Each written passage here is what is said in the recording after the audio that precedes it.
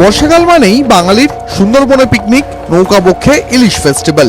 কিন্তু যে পর্যটকরা জঙ্গলে আসছেন তারা সঙ্গে করে যে সমস্ত পানীয়র বোতল বা প্লাস্টিকের ব্যাগ আনছেন সেগুলি ঠিকমতো জায়গায় ফেলছেন কি? গোসাবা বিডিও অফিসের কাছে বাজার সংলগ্ন বিদ্যাধরী নদীতে লাখ লাখ প্লাস্টিকের বোতল আবর্জনা ভাসছে। জোয়ার ভাটার টানে এই প্লাস্টিক পৌঁছে যাচ্ছে সুন্দরবনের গভীর জঙ্গলে। রয়্যাল বেঙ্গল টাইগারের পায়ের কাছে প্লাস্টিকের বোতলের এই ছবি ঘিরে এখন প্রবল হইচই।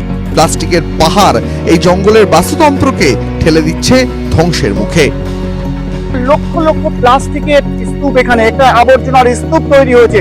শোনা যাচ্ছে যে প্রতি বছর যে টুরিস্ট এখানে সুন্দরবনে আসে তাদের থেকে একটা টাকা কিন্তু নেওয়া হয় এই যে বর্জ্য পদার্থের ব্যবস্থাপনার জন্য গোসাবা বাজারে, কিন্তু তার আজ পর্যন্ত তার কিন্তু কোন রকম ইমপ্লিমেন্টেশন কিন্তু এই গোসাবাতে হয়নি।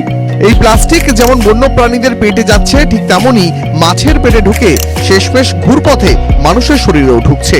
এখানেই শেষ নয়, ম্যানগ্রোভের শ্বাসমূলে প্লাস্টিক আটকে ছোট ছোট ম্যানগ্রোভ উদ্ভিদকে ধ্বংসের দিকে ঠেলে দিচ্ছে।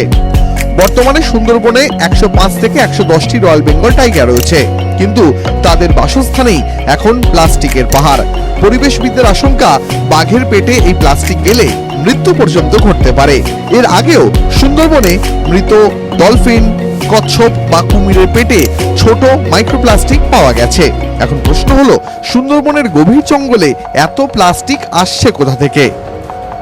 স্থানীয়দের অভিযোগ, গত 10 বছর ধরে এভাবেই নদীতে প্লাস্টিক ভাসছে।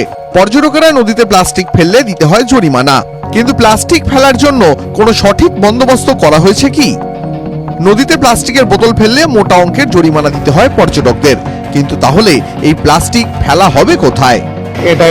আসলে পরিকল্পনাহীন ব্যবস্থা, অতিরিক্ত পর্যটক, নজরদারির অভাব ও বন দপ্তরের ব্যর্থতায় আজ বিশ্বের বৃহত্তম ম্যানগ্রোভ অরণ্য কার্যত প্লাস্টিকের এক বিশাল ডাস্টবিন নিয়ে এক স্থান থেকে অন্য স্থানে যাচ্ছে, এবং এই প্লাস্টিক সরাসরি জোয়ার ভাটার মাধ্যমে কিন্তু সুন্দরবনের এক দ্বীপ থেকে অন্য দ্বীপ এবং সুন্দরবন টাইগার রিজার্ভের মধ্যে কিন্তু প্রবেশ করছে।